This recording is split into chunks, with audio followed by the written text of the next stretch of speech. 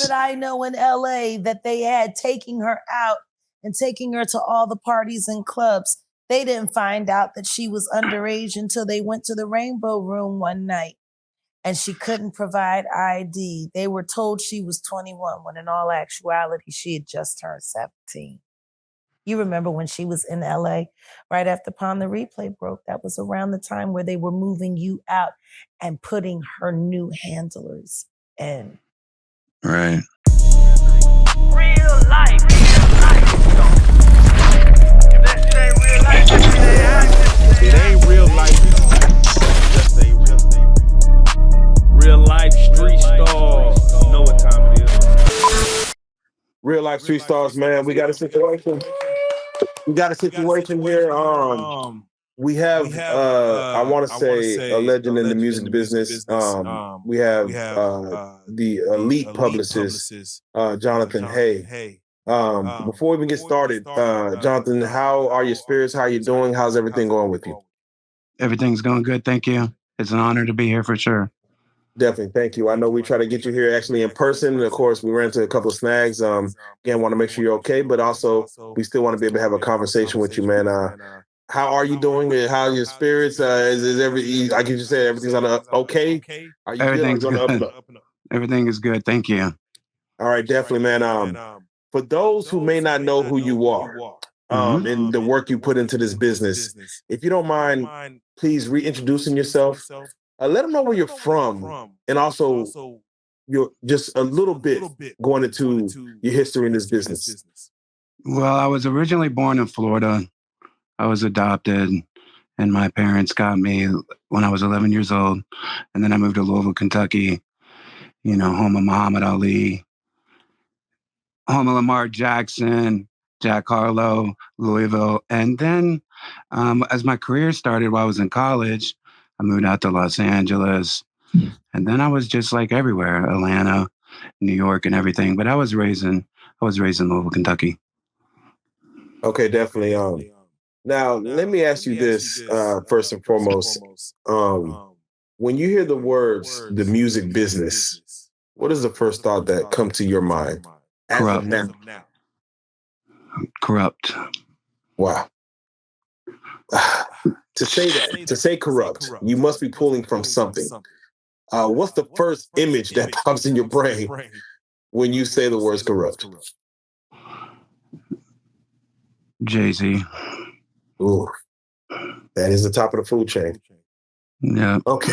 So, Mr. Hay, what I want to do is, of course, for you to even be able to bring up the name Jay-Z, that means, of course, you must have affiliations in the world of what Jay-Z is. Can you at least let our audience know as far as possibly, and again, let's go down the rabbit hole here. What is your affiliations in regards to the world in the music business to Jay-Z, to Sean Carter? So I go way back with him from the days of, I met Jay-Z through a mill, and you know, the former Rockefeller artist who is on a lot of his earlier hits.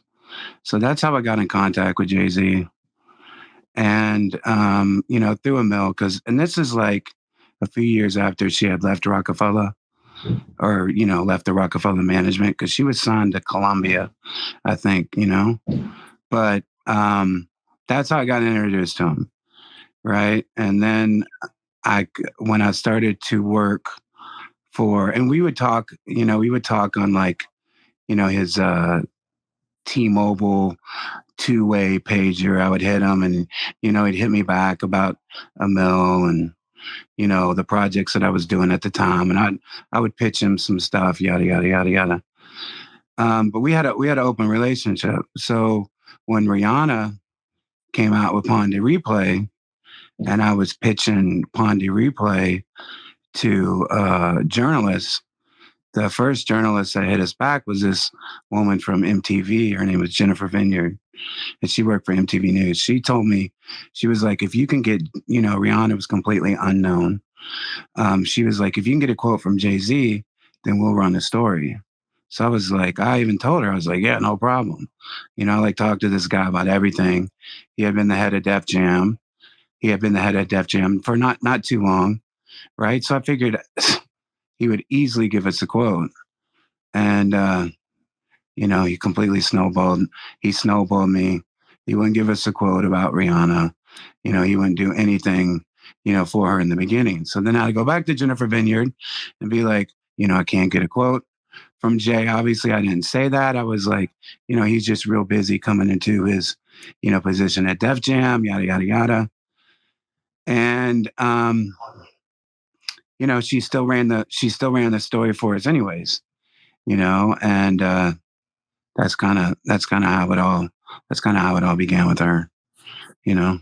So so So when Jay-Z comes to mind, it's just like, like all the games throughout the years, there's just we'll talk about it as the show goes on, but there's just been like a lot of, bullshit, and being around so many people in the industry who've experienced the same thing.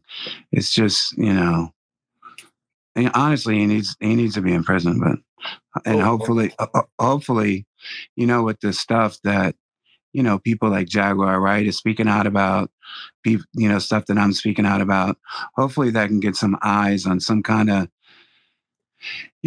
prosecutor, someone who will look into him and, see if justice can be done. yeah, we've seen the No, same thing happen with R. Kelly as far as just, exactly. you get the right person to look in the right Exactly. direction, something may stick. So you, as is listed, if someone wants to Google your name, Jonathan Hay, they'll see, you're as an American publicist and record producer. You start off as a publicist or a producer, or A publicist. okay. For those that don't know what a publicist is, because a lot of a lot of cats don't know, can you explain what a publicist's job is? So the publicist's job has changed now a lot, and in 2024 with social media being so, prevalent, and artists are more in control, the newer artists and stuff. But publicists used to be the spokesperson, for the artists. They would issue the statements. They would, manage the press, crisis, crisis management situations. Were key, and like everybody, to contact the artist, they would contact the publicist. And that was like our job. But my job, I wasn't like the guy that like did like the red carpet stuff. I wouldn't, because there's like those publicists too who do the red carpet, who coordinate with the red carpet coordinator, and they do all that kind of stuff. I was more of the strategy behind it. Like that's what I like, is to come up with the strategic, angles, and the marketing and publicity behind it. So that was like more my job. That's what I was hired to do, to be that person. So that's what I would consider myself, as more of a strategist. Now some PR people, they like to, be all out there, like I said, and do the red carpet stuff. That's not really my thing. I'm more of a, you know stay in my own lane and just come up with strategy. So one of your strategies was to say that Jay-Z was dating Rihanna at a point in time, right? So one of the strategies that we all had, because Jay-Z wouldn't give us a quote, and because Jay-Z, and it was weird also because when I came into contact with one of the producers of Pond to Replay, he was like saying that there was a thing, between them. And he was telling me that, like, off the record, I don't care about talking about this stuff now, because I didn't talk about it for so long, and I got that reputation of, being a guy who would, put out the, publicity stunt that Jay-Z was having an affair with Beyonce, and it was a love triangle, right? But that's why I'm coming out and talking about this stuff, because no, that's not really like, how it was, right? But the week when Jay-Z wouldn't give us a quote, obviously everybody was mad. And so it was like, all right, well, we're gonna get his, attention anyways. Plus, like I said, that a lot of people were upset because it's like, okay, Jay-Z will mess around with Rihanna. He'll flirt with Rihanna. He'll be inappropriate with Rihanna, but he wouldn't give us a quote to help break the record. You know what I mean? So that's why it's kind of like, um, the strategy behind it was, let's come at Jay, and it was very aggressive, right? It was mean to take a shot, like. I don't know if I can cuss on here, but fuck Jay-Z, like Lady, like, cause he was too busy chasing, Lady Sovereign at the time. And, who was a British rapper who was trash, in my opinion. It was like, come on, man, like this, you have Rihanna here, like this is your flagship artist. But like I said, it seemed like at first, like he didn't want us to, um, be put on and be successful, right? It seemed like which was very strange because of how he interacted with her personally, which was shady. So it was just like, you know what I mean? It was like, all right, fuck this guy, So Can, can you you know, give us a history of Rihanna, as far as her introduction into the music industry? We watch Tyler now being introduced from South Africa, coming into the a worldwide stage. What was Rihanna's introduction to the music industry? At what point did you get a hold of her to get her to Jay Z's ears? so I like she was already on Jay-Z's ear when I came through. Right, I came through this. I hate to even say his name because he's a cocksucker, but he's the other producer. His name is Veda Nobles. And Veda Nobles was from New Jersey. And if you look up Veda Nobles, he's a co-producer on Pondy Replay. He was the one who sued Lauryn Hill for the miseducation of Lauryn Hill. And it was his production team, Newark, who sued her, which kind of led to, her shutting down. If you remember back in the music industry, like she was so busy doing the Fugees, and then she dropped Miseducation of Lauryn Hill, which is a timeless classic. And then everybody was like, oh, she's a head case. She started missing shows.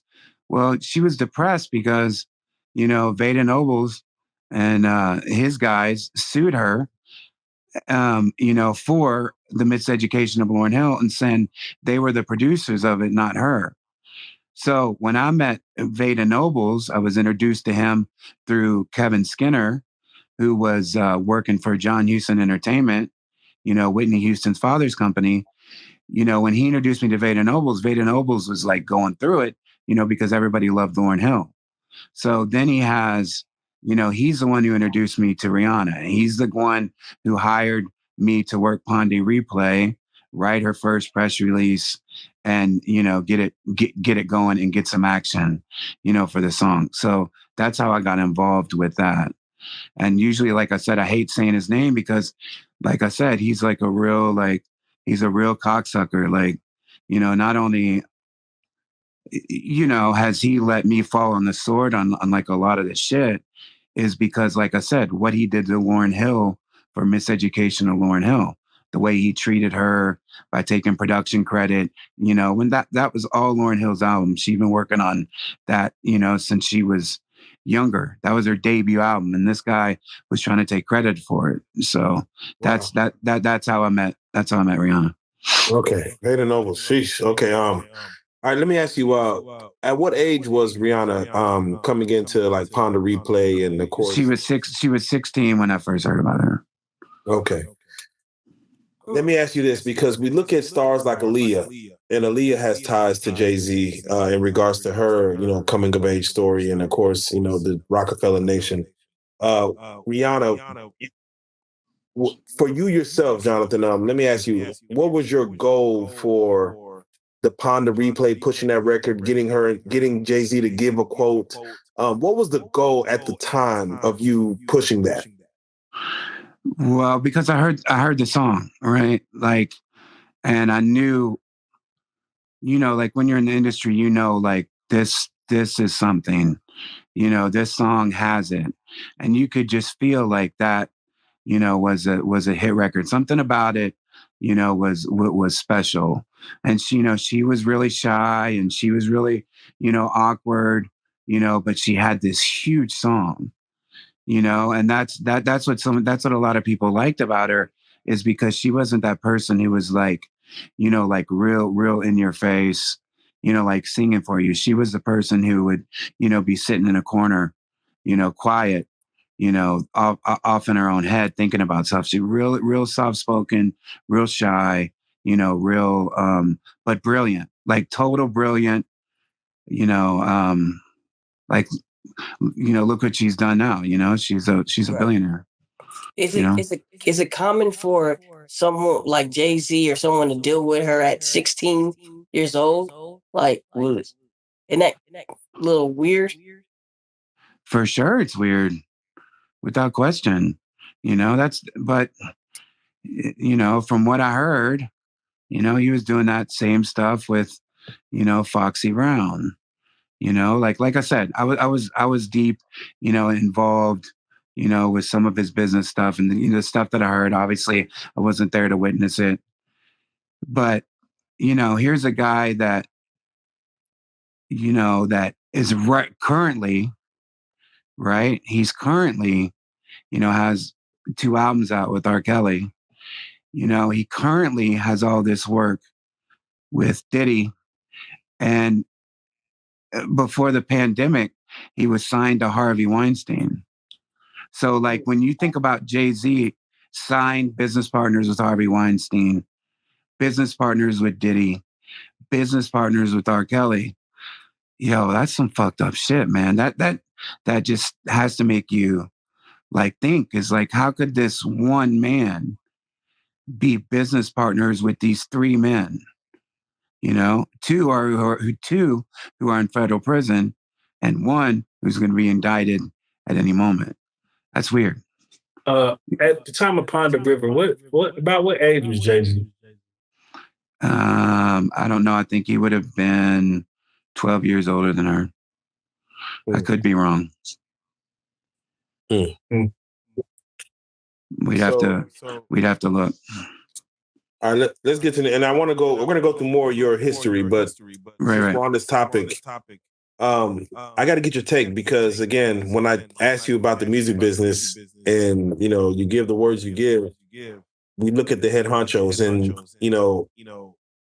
Puff Daddy, P Diddy, of course, is going through his turmoil right now. And these are all like doors that he wanted to shut years ago. This is a lot of stuff happened some decades ago, years ago.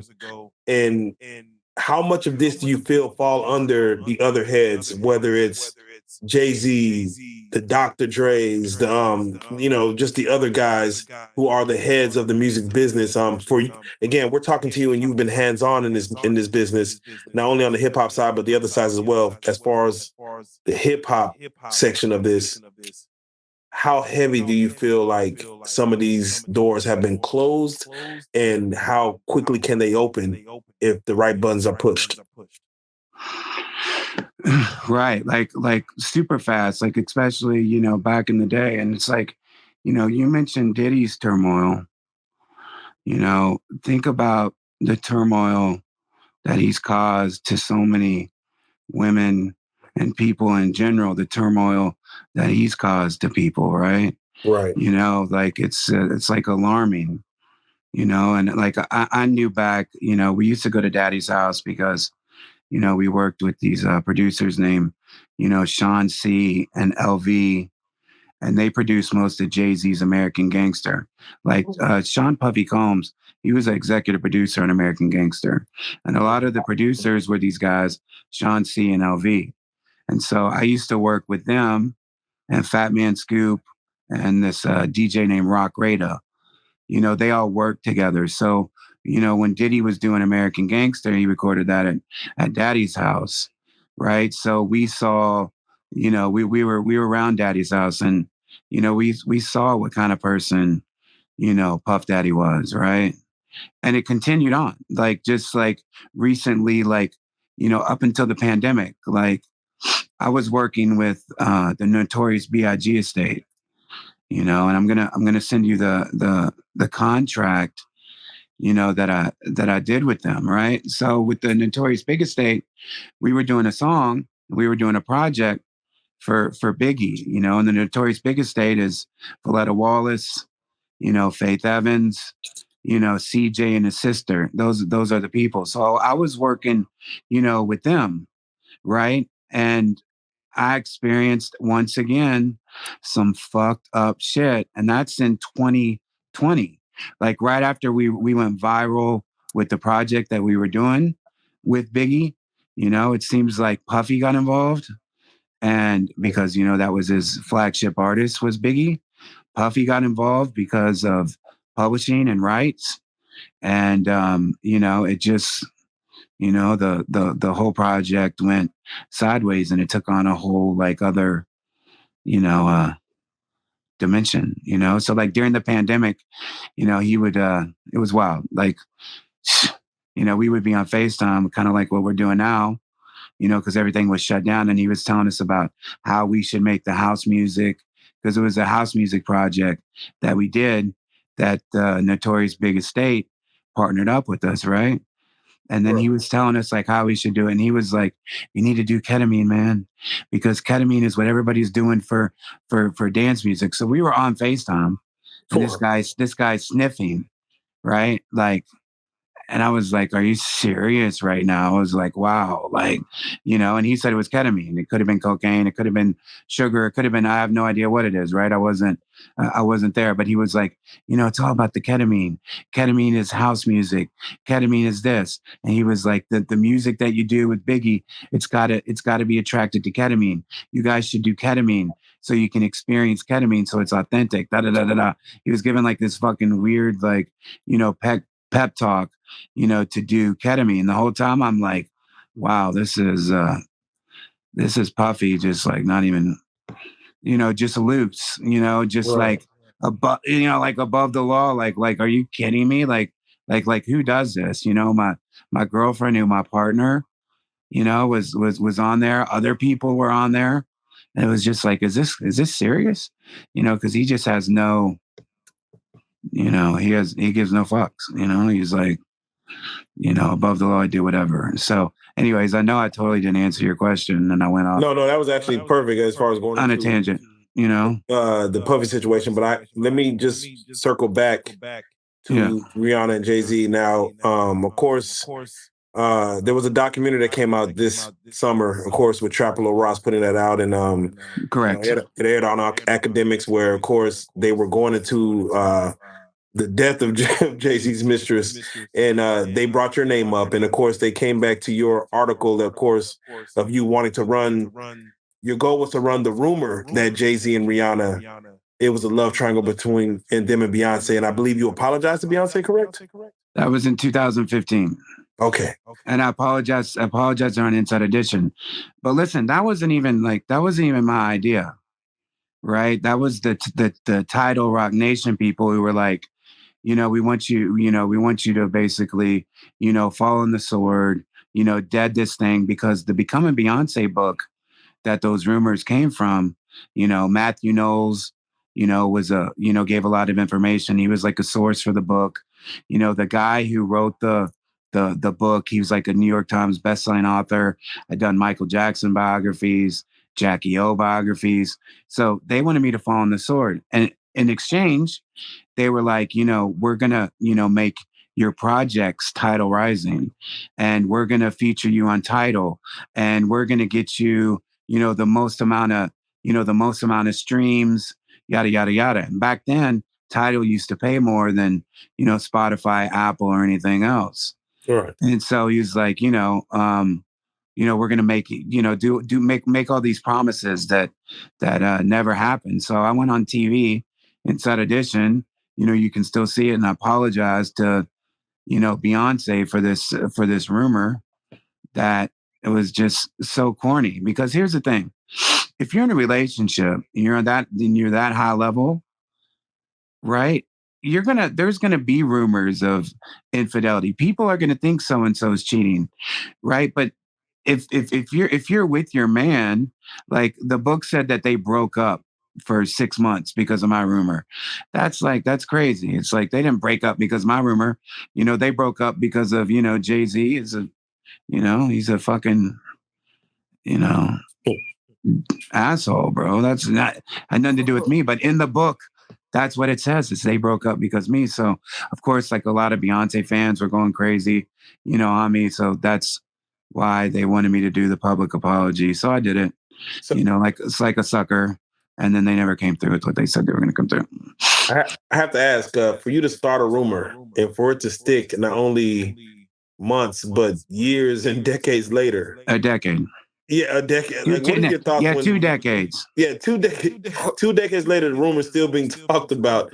Like, what are your thoughts when you're like, I'm gonna start this thing and then see if there's smoke, there's fire, because it's just sticking around and people won't let it go. What are your thoughts on that? So like we were all together in Florida, in Orlando, Florida, because that's where Veda Nobles was. That's where Kevin Skinner was for Whitney, the Whitney Houston guy that I told you about. Some other people, that were working, for Veda. So we were all like brainstorming like ideas, right? It wasn't like, I just thought of something and then I ran wild with it, you know. It's like you said, it's crazy that it came out 10 years later in the book, and then it was in this documentary. And now here we are, right now talking about it, right? It won't ever leave, like it sticks, so people like BuzzFeed did a story last year calling it one of the biggest scandals in history. And there's like all this shit that keeps, coming up. And it was like so serious because being a PR person, I've done publicity stunts, which is just creative publicity, marketing angles and, whatnot. And, but this one caused like serious shit because after she blew up, we were in Kissimmee, Florida. Me and my partner at the time, he was like my intern, my partner, type thing. Like we're driving down the road and we were pulled over by unmarked cars in Kissimmee. And they asked us to follow them. So the whole time we're like freaking out. They didn't tell us what it was. And it was like 3 or 4 cars, one behind us, one in front of us. And we pulled behind this like dodgy library in Kissimmee and did this like building where, like a makeshift office or whatever. And I was interrogated. And I was like, holy shit. Like, I thought I was going to go, to jail. But I kept thinking like, all right, I can't go to like, what have I done wrong? Like it's not that serious. Right. It's like a rumor that was like in the National Enquirer and shit like that. It couldn't be that thing, but it wasn't about that at all. They were wanting to know the truth behind it.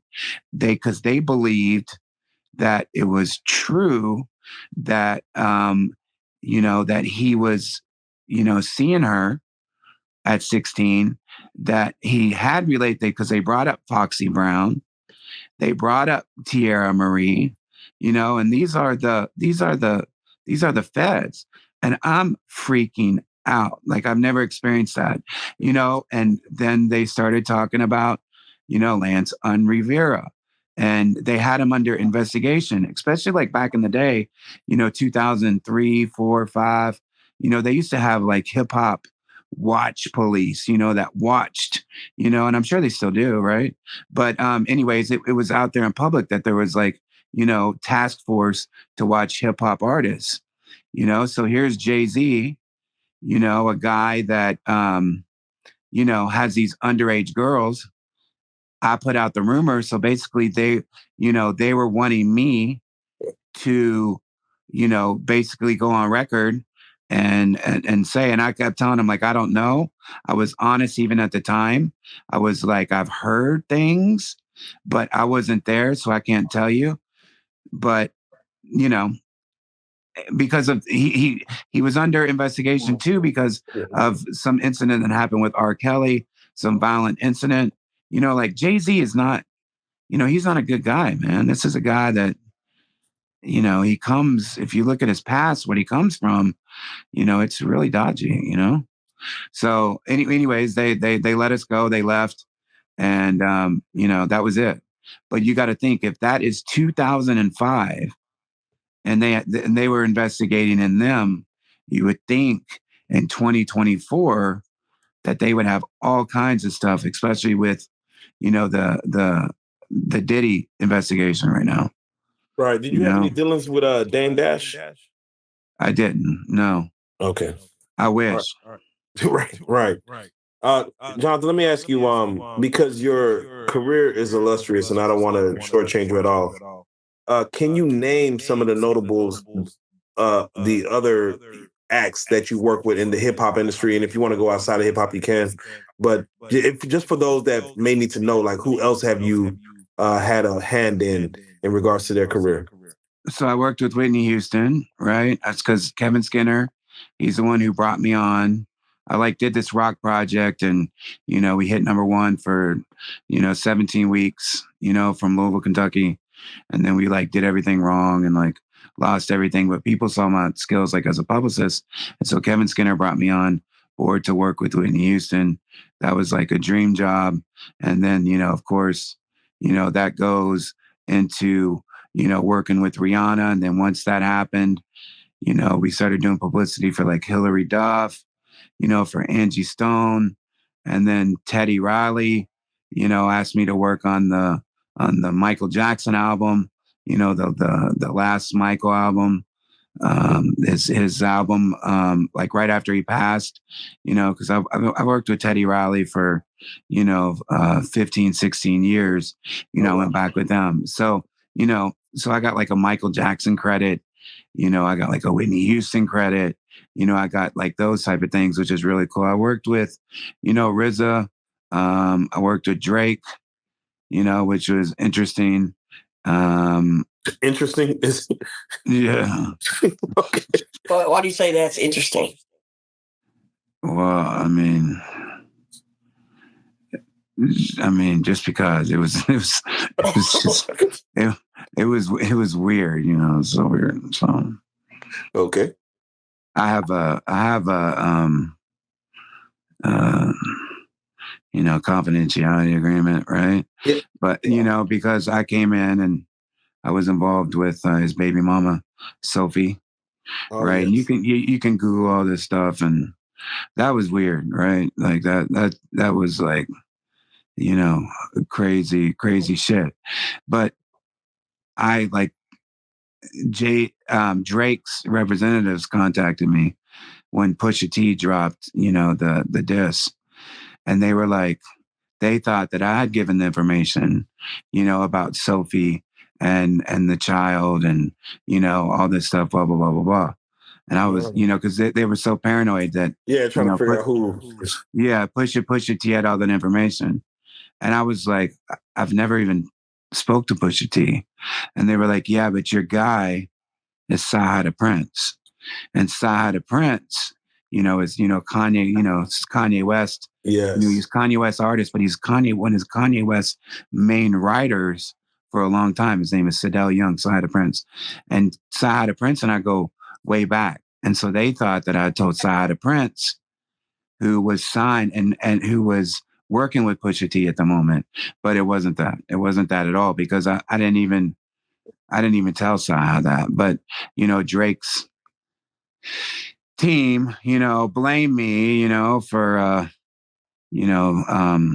giving that information that got back to Pusha T, but it had nothing to do with me. So, but that was a lot of drama and, a lot of threats and a lot of weird shit, but everything's good. There's no issues at all with anything, Drake. Yeah. Oh, yeah, no, those were interesting times in which I'm curious, have you worked with Kanye at all? No, I haven't. Okay. Mm-mm. Okay. Just with the good music thing, Okay. Just do good music with Saha. Okay, definitely. I'm sorry. Yeah, we paused you on Drake because that was that hit a nerve right there. Just in the world, Drake is beloved by many, but also there are there are situations or underlinings in Drake's career. Any other notables as far as going into post COVID that you work with? Are you still working with some of these people, or are you kind of taking a step back? So I worked with Nappy Roots. There's so many, right? Because I as a publicist, you'd be hired, for the albums, Twista, I worked with Big Pun, which was amazing, because I'm a, huge Pun fan, right? But in 2017, I was involved in an incident where I was in a home invasion, right? And I was duct taped and, pistol whooped and held for like 2 hours. 3 people went to prison for that, right? And, they pled guilty. But once that happened and I was duct taped for like 2 hours, I was like, praying to God. I was like, this is the type of energy that I'm promoting with the gangster rap and with the stuff that I would do. And now this energy has came back to me and I'm duct taped. And I thought for sure that I was going to die. And I was just praying. I was talking to God. I was like, if I survive this, because my 14-year-old daughter was also right next to me, um, going through the traumatic incident. I was like, God, if I survive this, I'm not going to do any more hip hop. I'm not going to do any more wicked music. So I started to do, jazz music. So I got away from PR because, I survived the ordeal. The people went to prison. And, when I did this jazz project and I did a complete album, with Eric B. and Rakim, and, Rakim is considered, one of the greatest MCs of all time. And that project hit number one, on the Billboard charts in jazz, and it stayed at the top for 11 weeks. So there's another one, to be able to say, I did something with Eric B. and Rakim, in the jazz world, was amazing. But I'll get pulled back in and end up doing some PR clients here and there. I'll give, like I said, like strategy and advice, and that kind of thing. All right. So real quick, again, that April 20th date on 2017 is highly documented with the St. Matthews apartment situation. Correct. Man, just briefly, can you walk us through what happened? Was that your doing? Was that someone else you were with, or what was the circumstances for that to become your situation at the time?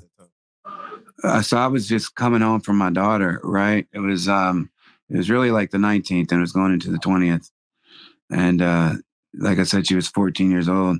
We went to Taco Bell, we went to the drive through just like a regular, night. People listening be like, that's not regular with your 14-year-old kid. Well, you know what? It is. She graduated honor roll. She killed it. She went to college.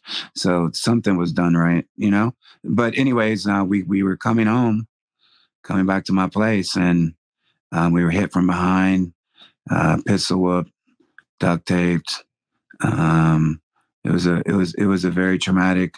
It was a very traumatic situation, right? Yeah. Like super traumatic. Like it changed everything in my life. Definitely, man, and definitely, prayers out to that situation. Jonathan, I have to ask, there was reports that you and Adele were had a situation romantically involved in a situation in which both of y'all were hush on. Can you speak on that at all? Yeah. So listen. So this Jay-Z rumor came back in both those situations in the home invasion, right? So like after the home invasion, we were sitting down. I'm going to hit the Adele thing too. We were talking to the police, right? The police used it like in their interrogation, right?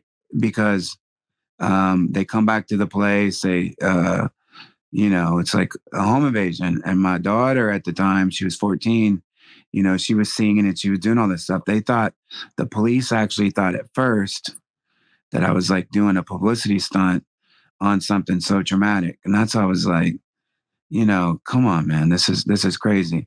Then when the Adele thing happened, right? Some people were like, oh, that's another publicity stunt. It's like, it's on the Daily Mail and like the Mirror and stuff like that.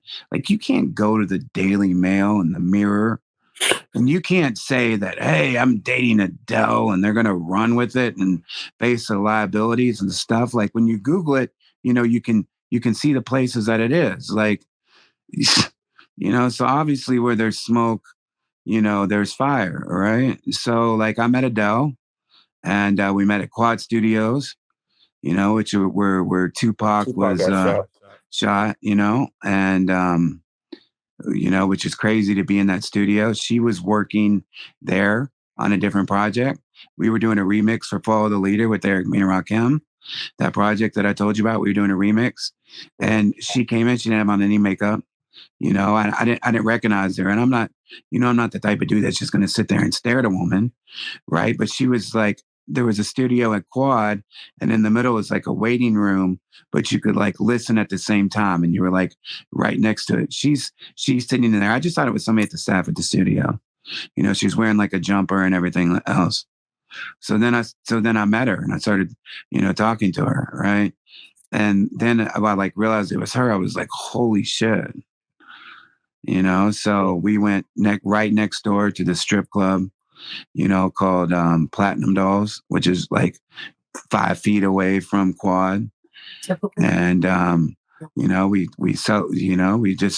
she was so super cool, and nobody like even really like recognized her like that, because she wasn't in her like Adele thing, and then she put on a hat, and like nobody really, and plus that was 2019, it was different, but yeah, that was a crazy thing.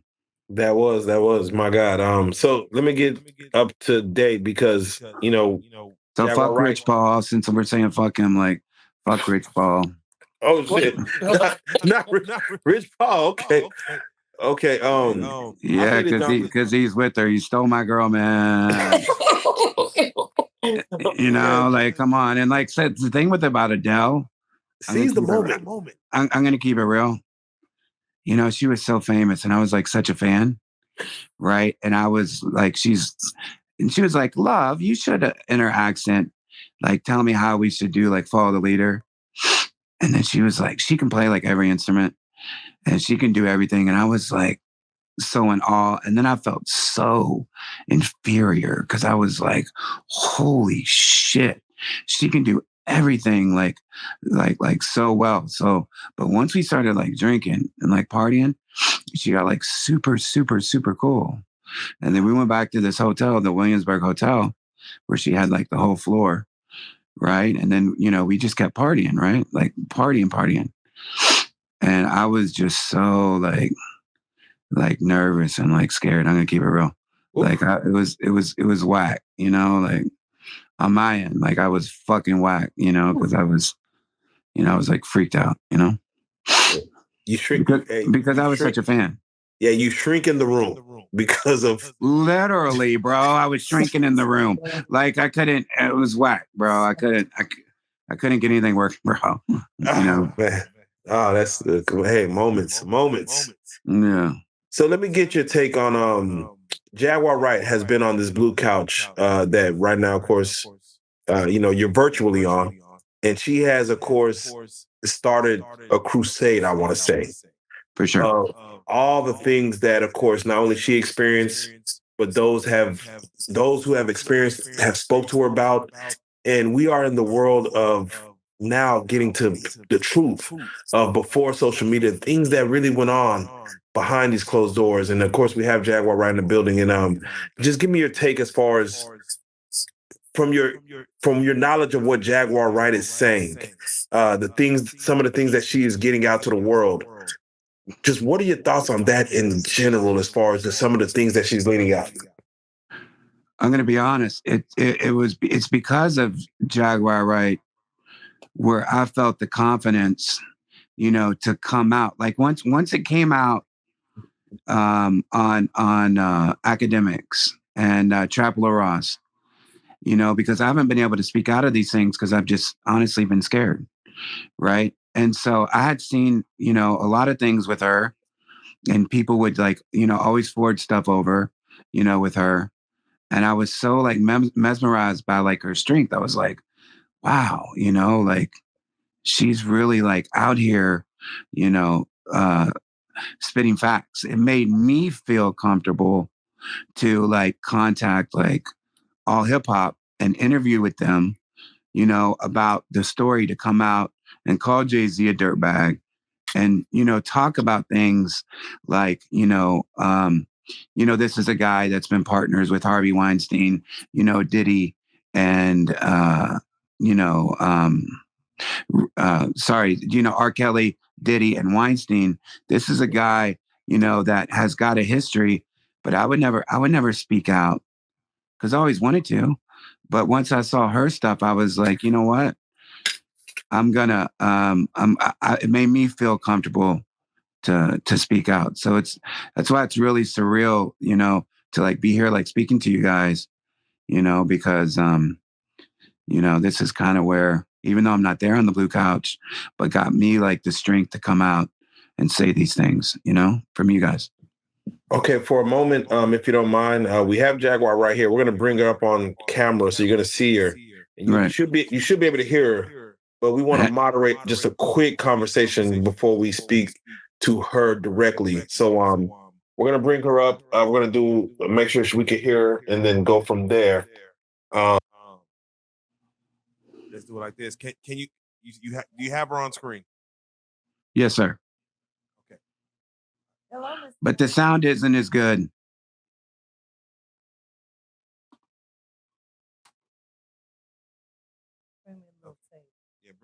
Yeah, let's take the table by. Baby, can you fix me up?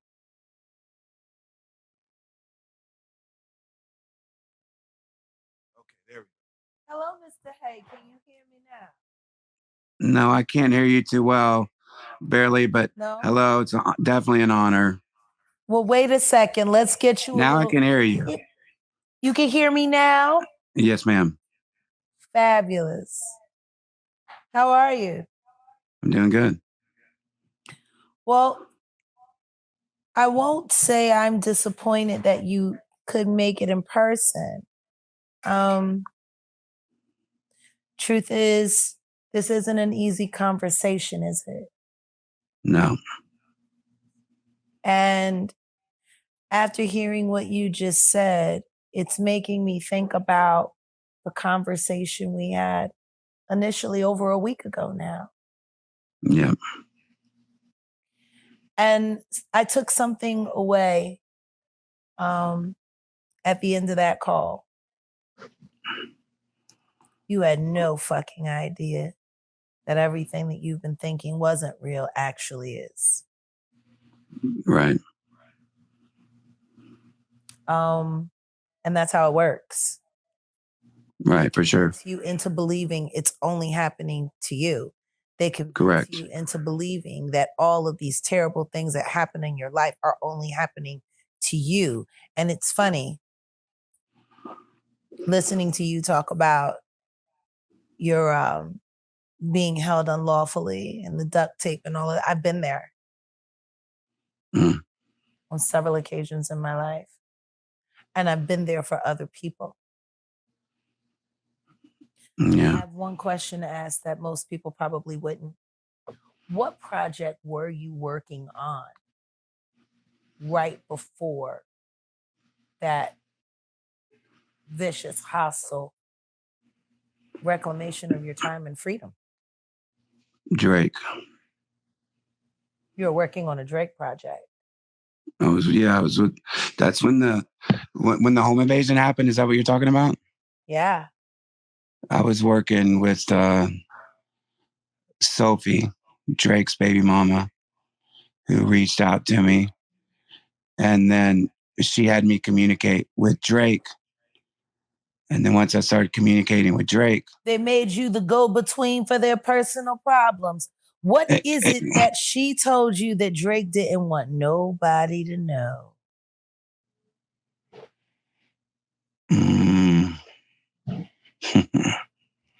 You know, Triple X Stacion kind of had the same problems too with Drake.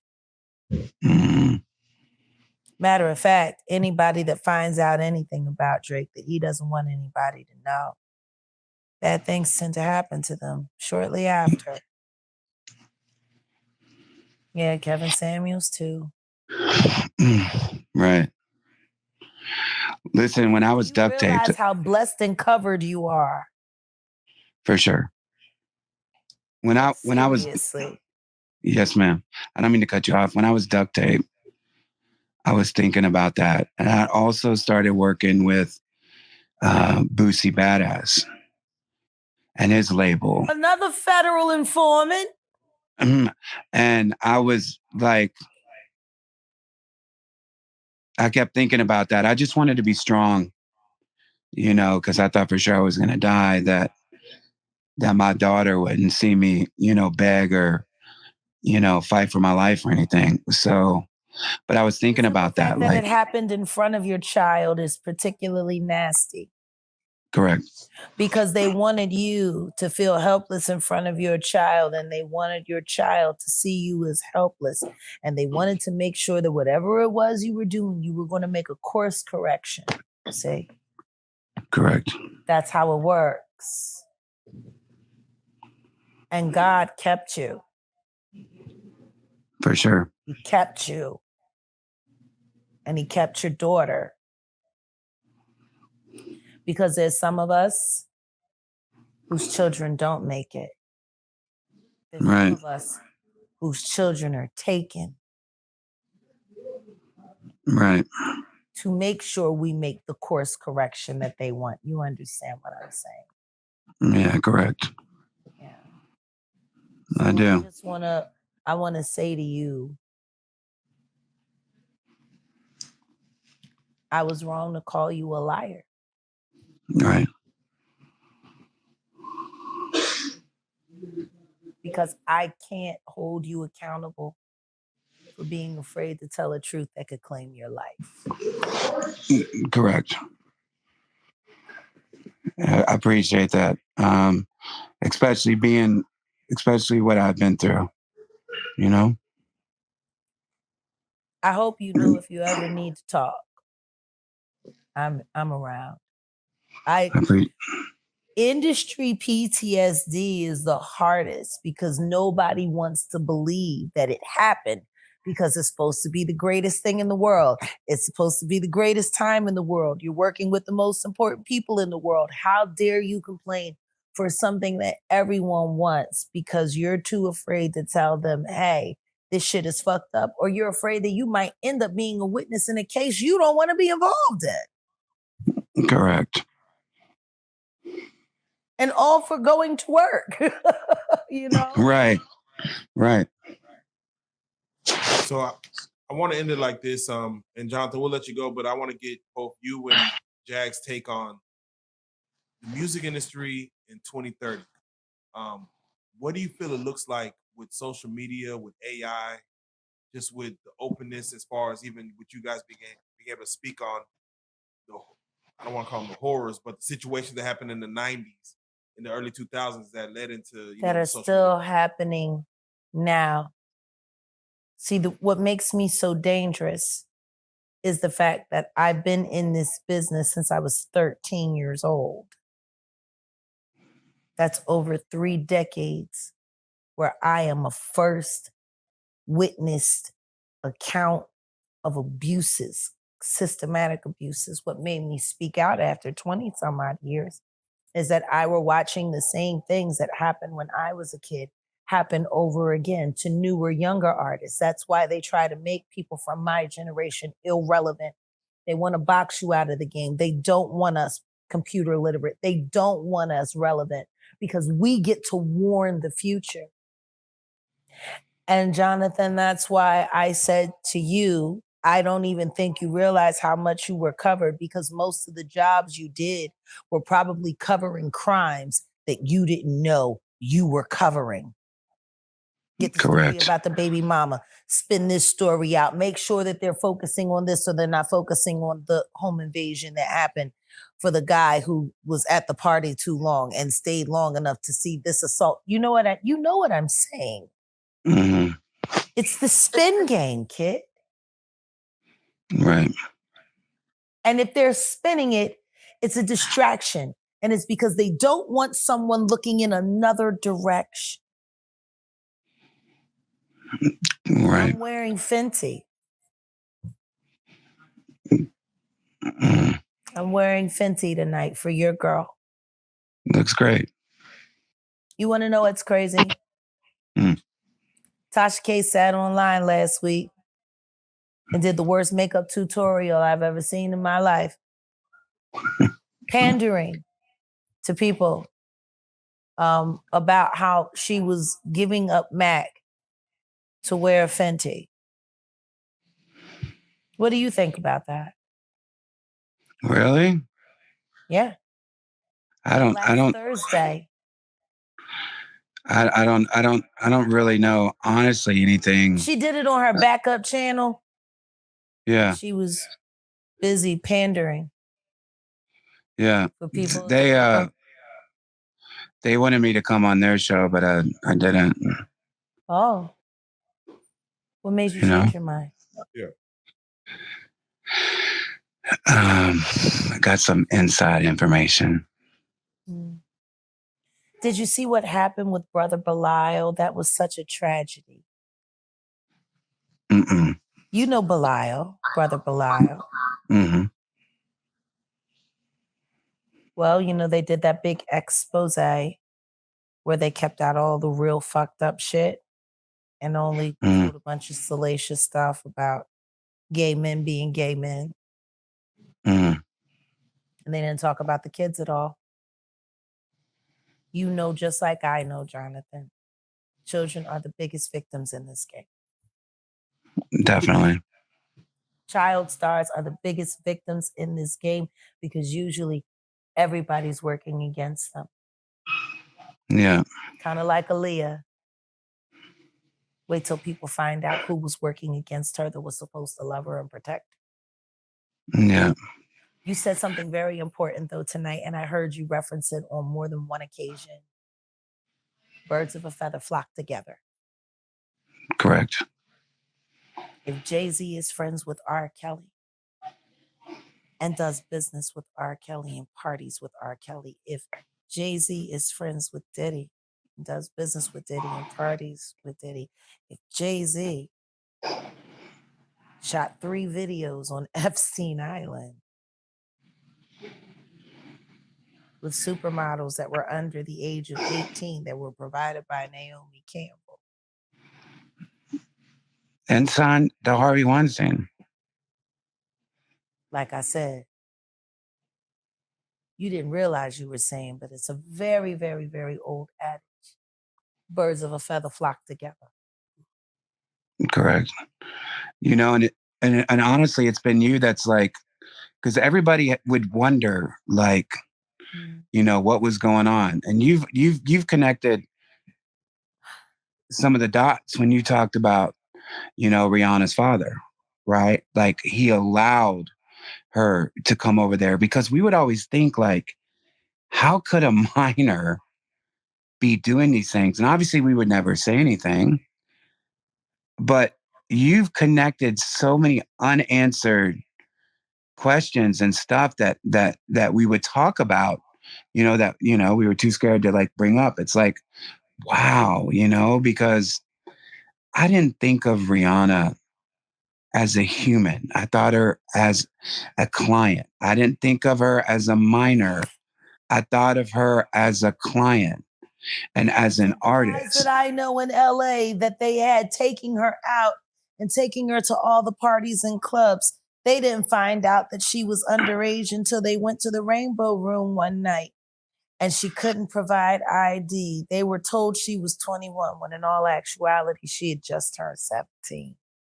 You remember when she was in LA right after Upon the Replay broke? That was around the time where they were moving you out and putting her new handlers in. Right. That's facts. It was a really She needed you. She needed her original team.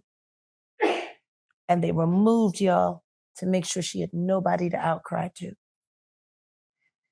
right. And then we were almost blacklisted. Oh no, absolutely blacklisted. They didn't tell you you were blacklisted. It's just the jobs that you used to get easy. All of a sudden, there were other people. There was a new direction. There were restaurants you used to eat at that were always sold out. Your table wasn't available. It is the shunning. Yeah. Yeah, exactly. Social shunning. And then when people that you know who you are, start talking about you behind your back in ways that they never did. And all of a sudden their career begins to elevate. Yeah. It's social engineering. And the sad thing about it is every last rapper that you said fucked you over also happens to be a government informant. Yeah. Why would you think that you had a chance against these people when everything that they do, the government seems to ignore? It seems like they were untouchable because you didn't know that they had a deal. Right. They had permission to act like assholes and never have to be accountable for it, or so the government said, so they get to fuck over people like you and people like me and people like Aaliyah and people like Rihanna, people like Lauryn Hill, and people like Rakim, and people like Nas. You know what I'm speaking. Yeah. Yeah. I'm gonna say, But even back in 2005, when we had spoke to the FBI, I didn't think of her like. See if you were willing to testify against him, so they would know whether or not they were going to have to move you around. But I didn't even. That's why you were questioned by the feds.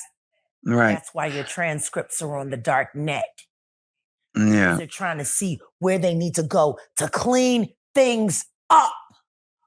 Yeah. But you know, Jaguar, when I was more than you think you do. Become forgetful unless you want to be a material witness. Yeah. Or you could just come back here in real life on this couch and me and you can talk about a couple of things that I'm sure you have forgotten. Right. I'd love to. You know. That being said, man, Jonathan, we appreciate you for even giving us a tad bit of your time, your knowledge, and your experiences in this industry. And we would be honored to have you come through and actually sit down with us and go through even more history. Again, you had an illustrious career. There are highs, there are lows, but all there is at the end of the day is your truth and how you perceived everything that you took in and what's going forward. So, and again, thank you, Jaguar Wright, for even being able to bring this to fruition. I got to send shout outs out. Number one, we got 2 YouTubers that follow all of us here that are always on our content. The Jamil, aka Jamal guy, and the Noah Jacob TV got really, really, really interesting. But it was messy. Sweet Spot, our transgender sister, who pulled this man's collar. And it was because of that Odell reached out. And Odell's right here, Jonathan. Yeah. And I'm glad he did, because we needed to have this talk. For sure. To hear you say that my position and my stance made it possible for you to feel safer to come out and say all the things that you're saying. Yes, ma'am. I feel better about the sacrifices that I've made, because everything that I'm doing, I did so you would feel safe enough to come out. Yeah. And listen, let me tell you this. Let me tell you this before we go. Yeah. Like you know, it's hard to see the picture when you're stuck inside the frame. And so everybody I know knows your name and knows your story. So your word is getting out there more than you realize. So like, amazing props for what you're doing, you know, and, you know, breaking through and inspiring people, because like I said, you inspired me, because I've wanted to come out, because I felt like an asshole. Like even like, this is the last thing, but when the police were talking to me, like I said, I didn't think of her as a minor. And I got so convicted I was convicted, like, oh my gosh, like, you know, what have I done? What have I been a part of? Imagine somebody putting that beautiful 14-year-old girl of yours on a plane and saying, hey, do whatever you want with her. It sounds unreal, doesn't it? It's crazy. So when, But you know, they when make you, the artist a commodity. They stop being a person the second they sign that contract. yeah, They're the ones that put food on the table. They're the one. We need to break this Rihanna record so we can eat, so we can go on vacation. You stop seeing. And that's the way the game is set up. right. We're gonna keep on talking. I'd love okay to. with talking to me still. For sure, I would love to. I'm here for you. Whatever, you know. We definitely need to talk in person. Yeah. You know, we need to, whatever I can help do, you know, get justice. Whatever I can do to support. Rihanna deserves justice. Correct. And as someone who was there at the beginning of her career, who took such great care to get her there, she shouldn't have been stripped from her team. They Right. stripped her from her protection, no different than a rose. They went into the garden and they stripped the thorns and they pulled it out, and they've been ripping petals off piece by piece, year for year. Correct. Let's change that. Yeah. Yes, ma'am. For her. Yeah. And for every other child girl like her. And you know, you're doing. Man. Listen, you're doing the same thing that Dream Hampton did when she laid out the R. Kelly case for the prosecutors to finally, after 20 years, go and charge him. That. You know, Dream is one of Jay-Z's girls too. Yeah, but I'm just saying the way that she to do that right. Are you serious? Yeah. Yeah. Because he wanted to take him out? Her to do Surviving R. Kelly and Bringing Me To. Just like he loaned his lawyer, Spiro, to Tupac's family so that they can get to the bottom of his unalivement, as if he doesn't already know. Mm. Call me. We should. I will for sure. Yeah. With that being said, Jonathan, for those. Thank you guys so much. No, thank you so much. Thank you. If you don't mind, for those who want to, because you could Google Jonathan Hay if y'all question anything that he's saying. Google his career. But if they Google it before they start scrubbing it off the internet. If you're active on social media, please tell them how to follow you if you don't mind, Jonathan. My Instagram, which is like the worst name in the world, is my name, Jonathan Hay Celebrity. I hate it, but it stuck. So there it is, you know. It's supposed to be like celebrity PR, but it's just Jonathan Hay Celebrity. So every time I'm around people and that's for my Instagram, it's always so awkward for me, you know, because it's like, oh my gosh, you know. So look, I'm a freedom fighter and I'm an advocate for you, and I'll do, you know, whatever it takes, you know, for justice. Help and me for teach these kids. Right. I'm here. To avoid what we didn't. You have to know where you come from to know where you're going. And Jonathan, I appreciate you for giving us a timeline in the history for those that don't know, providing an inside look as far as everything that happened. So again, until we have you here on the couch, again, we can't wait to actually accompany you and have you here and, you know, bring, you know, go all the way through there. But with that being said, you also know Jaguar Wright. Y'all can follow her, Jaguar Wright, cruelty-free artistry. You know, you already know the game here. So thank y'all for tuning in. And Jonathan, we appreciate you all the way. All right. Thank you so much, guys. If anybody fucks with you, reach out quickly. I will. I have help I can send. All right. All right. Thank you so much. All right. Well, hey, Jonathan, we gotta say it. We want you on the couch first, but until you get there, right now, virtually, you are a real life street star. We're gonna have you on the couch soon. All right. All right. Thank you. Thanks again, guys. Seriously. Thank you. We out.